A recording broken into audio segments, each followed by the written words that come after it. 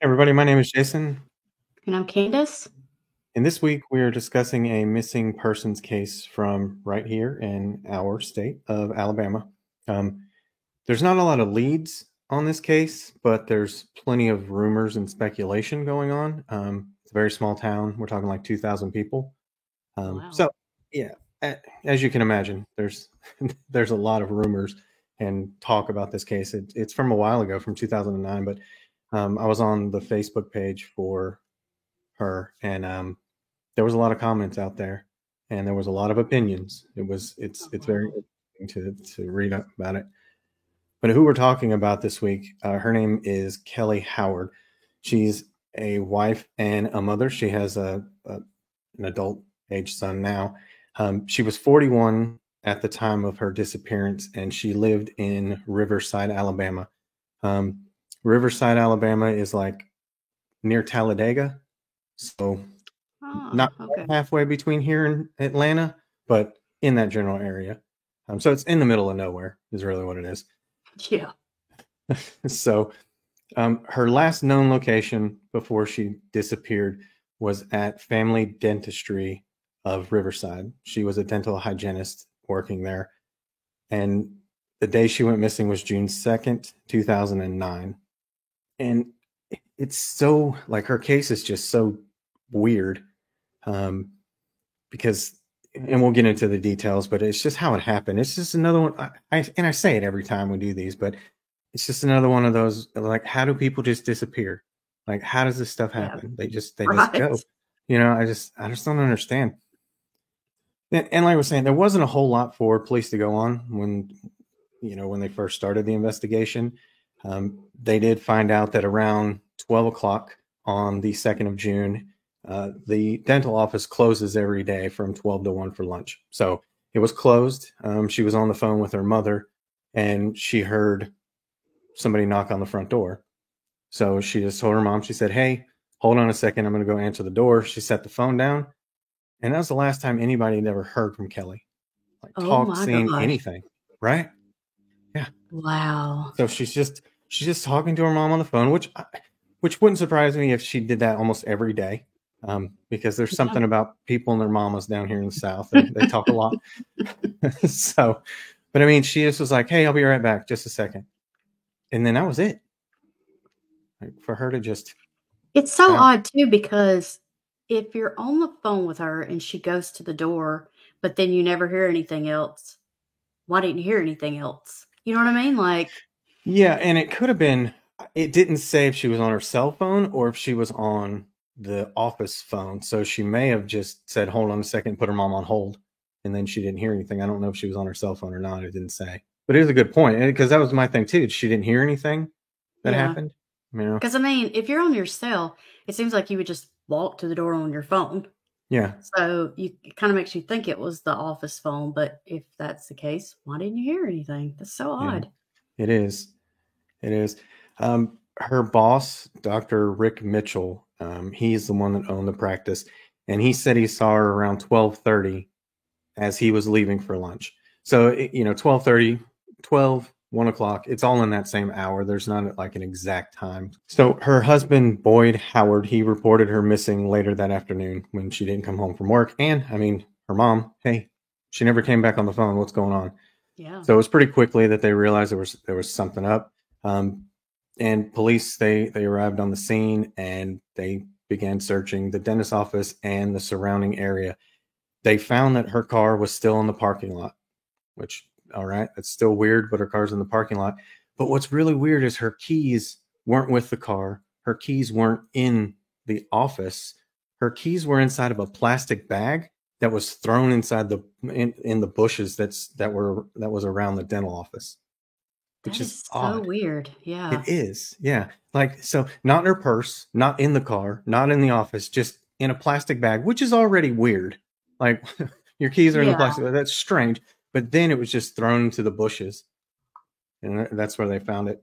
Um, she had her phone with her, or somebody had her phone, because they were able to determine that the last time her phone was used was between 12:50 and 1 o'clock in Talladega County.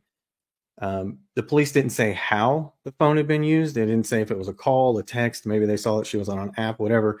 But they were able to track it to that area.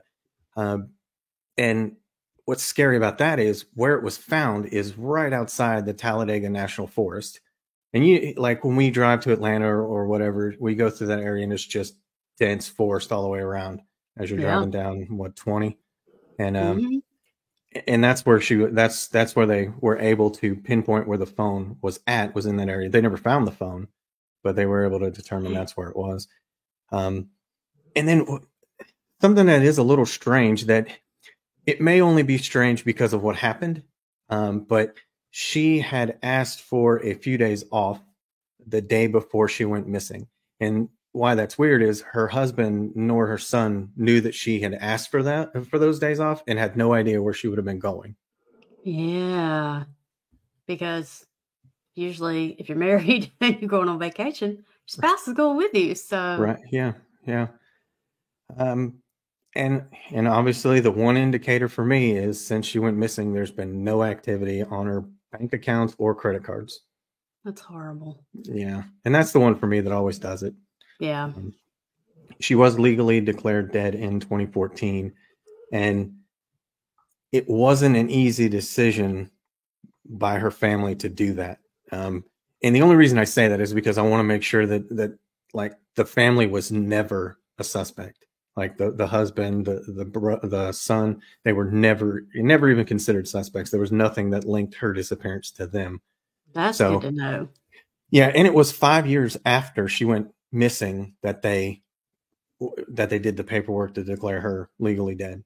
So it wasn't Yeah. even like they were necessarily rushing it. There's a time that you have a distance time that you have to wait before you can do that, but it didn't seem like they were in a rush to do it. Yeah. And I mean, there's so much paperwork and stuff that people don't think about when somebody passes away that has to be done. And I would imagine it's even more confusing when the person has not even technically been declared dead because their Yeah. bills are still coming and, all kinds Mhm. of mail and information. So I assume at some point as a family member, you'd have to have them declared deceased. Yeah, because the other thing is like you're waiting that entire time, and if you are a two income household, and then all of a sudden you go to one, and you can't make a claim on the life insurance either because she's technically by law she's not dead, she's Yeah. just missing. So you're not even able to use those resources to help you, as to pay bills and whatever else you got going on. So they had to wait. There was just because there was 2,000 people in that town, but they all had great things to say about her. Um, Things like everyone that knew her and her family, knew that you could count on her. She was a friend. She, was great to be around, and saying things like, I want to believe the best in people, and I'm praying that Kelly will come home to her family because the family needs closure. So it is one of those instances where the small town really rallied around the family and Yeah. did everything they could. They held multiple searches, they did vigils, they did all of the things that you typically see, except there was no the speculation, and this is where we're getting to. The speculation was all surrounded around Dr. Mitchell. Um, Well, I could see that. Well, yeah, and there's big reasons why.